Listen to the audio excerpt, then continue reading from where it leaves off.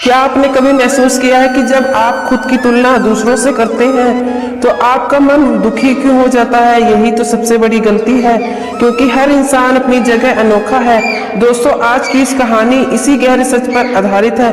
बहुत समय पहले एक छोटे से गांव में नंदन नाम का लड़का रहता था। नंदन सीधा साधा, मेहनती और ईमानदार था, लेकिन उसके मन में हमेशा एक ही कमी रहती थी। वह अपनी तुलना दूसरों से करता। जब भी वह अपने दोस्तों को नया कपड़ा पहनते देखता तो सोचता, काश मेरे पास भी ऐसे कपड़े होते। जब किसी को पढ़ाई में आगे निकलते देखता तो उसके दिल में बेचैनी बढ़ जाती। नंदन को लगता था कि उसकी जिंदगी में सब कुछ अधूरा है। उसे लगता था कि वह कभी दूसरों जितना अच्छा नहीं बन सकता। यही सोच धीरे धीरे उसके आत्मविश्वास को कम करने लगी। एक दिन वह बहुत निराश होकर गांव के बाहर बने तालाब के पास बैठा था। उसकी आंखों में आंसू थे। वह भगवान कृष्ण की मूर्ति के सामने बोला, हे कृष्ण, आपने मुझे इतना कमजोर क्यों बनाया? मैं दूसरों जैसा क्यों नहीं हूँ? तभी अचानक उसे लगा जैसे एक मधुर आवाज उसके कानों में गूंज रही हो। आवाज ने कहा, नंदन, अपनी तुलना दूसरों से करना बंद करो। हर आत्मा की एक यात्रा अलग है, हर जीवन की कहानी अलग है। ये आवाज और कोई नहीं, स्वयं श्री कृष्ण की थी। नंदन चौंक गया। उसने इधर उधर देखा, लेकिन कोई दिखाई नहीं दिया। आवाज फिर बोली, तुम्हें समझना होगा, जैसे हर फूल अपनी खुशबू लिए अनोखा होता है, वैसे ही हर इंसान अपनी क्षमता में खास होता है। नंदन बोला, लेकिन प्रभु, अगर मैं दूसरों से बेहतर नहीं हुआ तो लोग मुझे तुच्छ समझेंगे। श्री कृष्ण मुस्कुराए और बोले, लोग क्या सोचेंगे?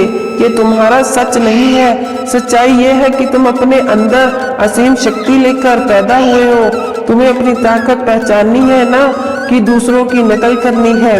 फिर कृष्ण ने उदाहरण देते हुए कहा, देखो, मोर अपने पंखों की सुंदरता पर गर्व करता है, लेकिन उड़ान की तेजाई पर अगर मोर कबूतर से कहे कि मैं उतना तेज क्यों नहीं उड़ पाता, तो क्या वह खुश रह पाएगा? कभी नहीं। नंदन की आंखें खुलने लगी। उसने सोचा, सच में मैं दूसरों से तुलना करके खुद को दुखी कर रहा हूँ। कृष्ण ने आगे कहा, याद रखो, तुलना ईर्ष्या पैदा करती है और ईर्ष्या इंसान को भीतर से खोखला कर देती है। लेकिन जब तुम अपने सफर पर ध्यान लगाते हो तो जीवन आनंदमय हो जाता है। नंदन ने श्रद्धा से फिर सिर झुकाया और फिर बोला, प्रभु, तो क्या मुझे सिर्फ अपने काम पर ध्यान देना चाहिए? कृष्ण ने कहा, हाँ, दूसरों की सफलता देखकर प्रेरित होना अच्छा है, लेकिन तुलना करके दुखी होना मूर्खता है। जो मिला है उसी में श्रेष्ठता लाओ, बाकी सब अपने आप सही हो जाएगा। धीरे धीरे नंदन ने अपने जीवन में यह सीख उतारना शुरू किया। उसने दूसरों से तुलना करना बंद कर दिया और अपनी मेहनत पर ध्यान लगाने लगा। वह हर दिन थोड़ा थोड़ा आगे बढ़ने लगा। वह अपने भीतर शांति महसूस करने लगा। गांव के लोग भी हैरान थे कि जो नंदन हमेशा उदास रहता था, वह हमेशा मुस्कुराता क्यों है। नंदन ने समझ लिया था कि खुशी का असली रहस्य तुलना छोड़कर कृतज्ञता में जीना है। उसने अपनी पढ़ाई पर ध्यान लगाया और धीरे धीरे अच्छे अंक लाने लगा। उसने अपने हुनर, चित्रकारी और ध्यान देना शुरू किया और जल्द ही गांव के मेले में उसकी पेंटिंग्स को पुरस्कार मिला। नंदन ने सीखा कि जब इंसान खुद की क्षमता पर भरोसा करता है तो जीवन चमकने लगता है। कृष्ण की वाणी ने उसे बदल दिया। अब वह जान चुका था कि तुलना केवल आत्मविश्वास को तोड़ती है। गांव के अन्य युवा भी उससे प्रेरणा लेने लगे। वे कहते, नंदन, तुम कैसे इतना खुश रहते हो? वह मुस्कुराकर कहता, मैंने दूसरों की नकल करना बंद कर दिया। अब मैं खुद को बेहतर बनाने लगा हूँ। उनकी यह बात सबके दिल को छू जाती है। धीरे धीरे पूरे गांव का माहौल बदल गया। कृष्ण की वाणी ने न केवल नंदन बल्कि पूरे गांव को यह सिखाया है कि जीवन की सबसे बड़ी दौलत है खुद को स्वीकार करना। एक दिन फिर कृष्ण की आवाज गूंजी, नंदन, याद रखो, जब इंसान तुलना करना छोड़ देता है तभी वह अपनी असली चमक दिखा पाता है। नंदन ने आंखें बंद कर ली और महसूस किया कि उसके जीवन का सबसे बड़ा बोझ उतर चुका है। अब वह हर दिन मुस्कुराते हुए जीता और दूसरों को प्रेरित भी करता। उसके मन में सिर्फ यही भाव था, मुझे अपनी यात्रा पर ध्यान देना है, बाकी सब ईश्वर पर छोड़ देना है। समय बीतता गया और सुधीर की सोच ने उसके पूरे जीवन का चेहरा बदल दिया। अब वह किसी से ईर्ष्या नहीं करता, बल्कि दूसरों की सफलता देखकर उनके लिए खुश होता है और अपने लिए प्रेरणा देता है। लोग उसे गांव का मार्गदर्शक कहने लगे, क्योंकि जब भी कोई निराश होता वह उसे यही समझाता, अपनी तुलना किसी से मत करो वरना तुम कभी खुश नहीं रह पाओगे।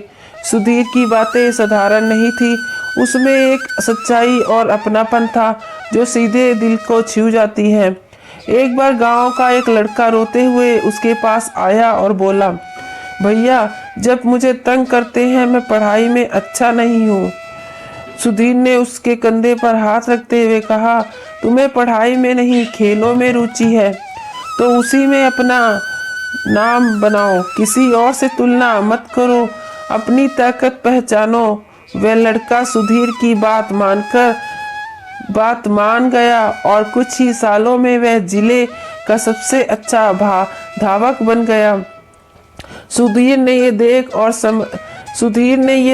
और भी समझ लिया कि इंसान जब खुद को स्वीकार करता है तो उसका जीवन सचमुच बदल जाता है। अब सुधीर हर दिन लोगों को यही शिक्षा देता है कि उसका घर मानो सीखने का स्थान बन गया था। एक दिन गांव के बुजुर्ग ने उससे कहा, बेटा सुधीर, तुमने सिर्फ अपना जीवन नहीं बदला बल्कि पूरे गांव की सोच बदल दी। यह सुनकर सुधीर की आंखों में खुशी के आंसू आ गए। उसे लगा कि कृष्ण की वाणी अब पूरे गांव के लिए आशीर्वाद बन गई। धीरे धीरे गांव में झगड़े कम होने लगे। लोग आपस में तुलना करना छोड़कर अपने अपने काम में लग गए। किसान अब दूसरों की फसल देखकर दुखी नहीं होते बल्कि अपनी मेहनत बढ़ाते और बच्चे अब एक दूसरे से ईर्ष्या नहीं करते बल्कि साथ मिलकर पढ़ते। औरतें अब गहनों या कपड़ों की तुलना नहीं करती बल्कि एक दूसरों की मदद करती। गांव का वातावरण पूरी तरह बदल गया। सुधीर समझ गया कि जब इंसान भीतर से बदलता है तो उसका असर पूरे समाज पर पड़ता है। कृष्ण की वाणी अब हर दिल में गूंज रही थी, अपनी तुलना करना छोड़ो क्योंकि तुम अपनी जगह सबसे अनोखे हो। एक बार सुधीर ने ध्यान में बैठकर कृष्ण से कहा, प्रभु आपकी दी हुई सीख से सब कुछ खुश है, लेकिन क्या लोग हमेशा इसे याद रख पाएंगे? कृष्ण की दिव्य आवाज आई, सुधीर जब तक लोग अपने भीतर झांकना सीखते रहेंगे तब तक ये वाणी जीवित रहेगी। हर पीढ़ी को बस याद दिलाना होगा कि खुशी तुलना में नहीं कृतिकता में है। ये सुनकर सुधीर ने प्रण लिया कि वह जीवन भर लोगों को यही सिखाएगा। उसके जीवन का मकसद अब सिर्फ एक था, दूसरों को उनके असली मूल्य का एहसास कराना। उसने गांव में छोटे छोटे शिक्षा केंद्र शुरू किए जहां बच्चे और बड़े दोनों सीखते हैं कि हर किसी की ताकत अलग है और हर किसी की चमक अलग है। धीरे धीरे गांव की पहचान बदल गई। अब लोग उसे तुलना छोड़ो खुद को पहचानो वाले गांव के नाम से जानने लगे। दोस्तों, इस कहानी से हमें यही सीख मिलती है कि कभी भी खुद की तुलना दूसरों से मत कीजिए, क्योंकि हर इंसान अपनी जगह अनोखा है।